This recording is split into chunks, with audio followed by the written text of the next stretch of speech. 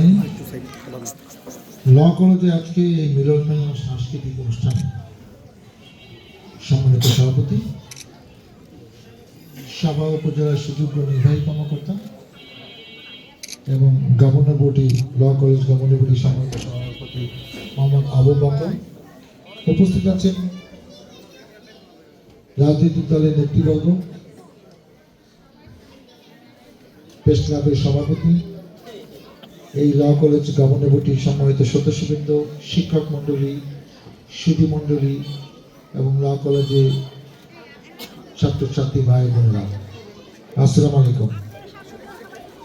আমরা আসলে আজকে সাংস্কৃতিক সন্ধ্যা উপভোগ করার জন্য এখানে এসেছি।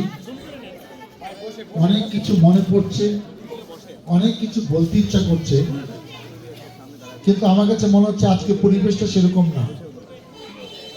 আমরা জানুয়ারি মাসের মধ্যে আমাদের কার্যক্রম নতুন যেখানে আমাদের শুরু করার কথা, যেটা আপনি ইতিমধ্যে শুনেছেন, 3 তারিখ থেকে আমাদের পাঠ্যক্রম শুরু হবে এবং অনেক কিছু এখানে রেনোভেশন, বাউন্ডারি, মাটি ভরা সব কাজ চলছে। তো ওইখানে আমরা কিন্তু কার্যক্রম শুরু হওয়া কিছুদিনের মধ্যেই কিন্তু আমরা একটি বড় অনুষ্ঠান করব, এর চেয়ে 5 গুণ লোক উপস্থিতিতে। সেখানে অনেক কিছু বলবো, আজকে সব কথা বললে ওখানে বলার আগ্রহটা থাকবে না। আর আমরা আসলে তো গান শুনতে এসেছি, অনেকে চলে যাবেন, আমারও 2টা ওয়াজ, একটা রাজাবাড়ি, একটা নলামে যেতে হবে। তো সেজন্য আমি অন্য কথা বলতে পারছি না। আমাদের বেশ কিছু প্রতিষ্ঠান আছে, তার মধ্যে ল কলেজ একটি, জেলা মধ্যে দিস কলেজ, যেটা আমি 96 সালে প্রতিষ্ঠা করেছি এবং 10-12 বিঘা জমি দেওয়া। আপনারা জানেন ওই এলাকার জমির দাম কীরকম। তখন ছিল যে 9 বিঘা দিতে হবে, তারপরে আমরা আরও জমি দিয়েছি। আমাদের গ্রামে স্কুল আছে, স্কুল আমার আব্বা না, কিন্তু আমি জমি দিয়েছি 6 বিঘা। আমার আব্বার নামে নিশ্চিন্তপুরে একটা উচ্চ বিদ্যালয় আছে, সেখানে নিয়ম ছিল সেখানেও 4 বিঘা জমি দেওয়া আছে। আমার মার নামে একটা প্রাইমারি স্কুল আছে শিখন্ডিয়াতে, সেখানেও 1 বিঘা জমি দেওয়া আছে। ঈদগাহ, কবরস্থান, হাসপাতাল, মসজিদ, মাদ্রাসা, এখানে আমরা এক কাজটা করেছি যে আমাদের জমি আছে, এই জমিগুলো দিয়ে প্রতিষ্ঠানে অনুকূলে দিয়ে রাখলে সারা জীবন মানুষ সবকে জারিয়ার মতো দোয়া বর্ষিত হবে এবং এলাকা মানুষের কল্যাণ হবে। একসময় আমি এমপি থাকবো কি থাকবো না, দুনিয়াতে থাকবো কি থাকবো না, কি আমি রেখে গেলাম, সেটা মানুষের জন্য ইম্পর্টেন্ট, এলাকার জন্য ইম্পর্টেন্ট। তো সেই কাজটা আমার বাবাও করে গেছেন, আমিও করে গেছি। সুযোগ থাকলে সামনেও প্রতিষ্ঠানগুলো অবশ্যই এমন প্রতিষ্ঠান করতে হবে যে সরকার আসবে যাবে, কিন্তু প্রতিষ্ঠানে কোনো পরিবর্তন হবে না। কিছুদিন আমাদের কষ্ট হবে, আর কিছু হবে না। প্রতিষ্ঠানের জায়গা থাকবে।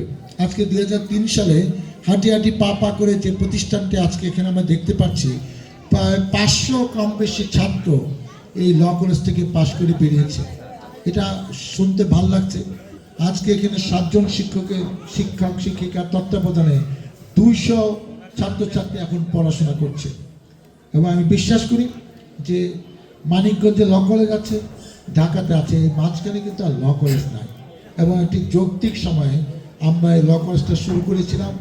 সাবেক মন্ত্রী, আইনমন্ত্রী ছিলেন মওদুদ আহমেদ, এই ল কলেজ 2003 সালে সাবা কলেজ মাঠে আনুষ্ঠানিক উদ্বোধন করেছিলেন।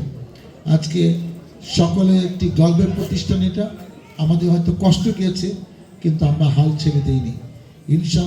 ইনশাল্লাহ বদি যে কথা বলেছে, আমরা সুন্দর করে গুছিয়ে প্রতিষ্ঠানটা সাজাবো, যে প্রতিষ্ঠানে শিক্ষকতা করতে আপনার প্রাউড ফিল করবেন, পড়াশোনা করতেও ছাত্রছাত্রীরা প্রাউড ফিল করবে, সেরকম একটি প্রতিষ্ঠান আমরা কয়েক মাসের মধ্যে ইনশাল্লাহ করে দেব। পরিশেষে আপনারা আমার জন্য দোয়া করবেন, যাতে যে উদ্দেশ্য নিয়ে আমি কলেজটি করেছি সেটি আমি মনে করি পূরণ হয়েছে। আরও যেটি ইচ্ছা আপনাদের আছে সেটুকু ইনশাল্লাহ পূরণ হবে, এই প্রত্যাশা ব্যক্ত করে সকলের সহযোগিতা চেয়ে সকলকে নিয়ে যেন এই প্রতিষ্ঠানকে একটি অনন্য প্রতিষ্ঠানে আমি রূপান্তর করতে পারি, এই প্রত্যাশা ব্যক্ত করে শেষ করছি। আল্লাহ হাফেজ।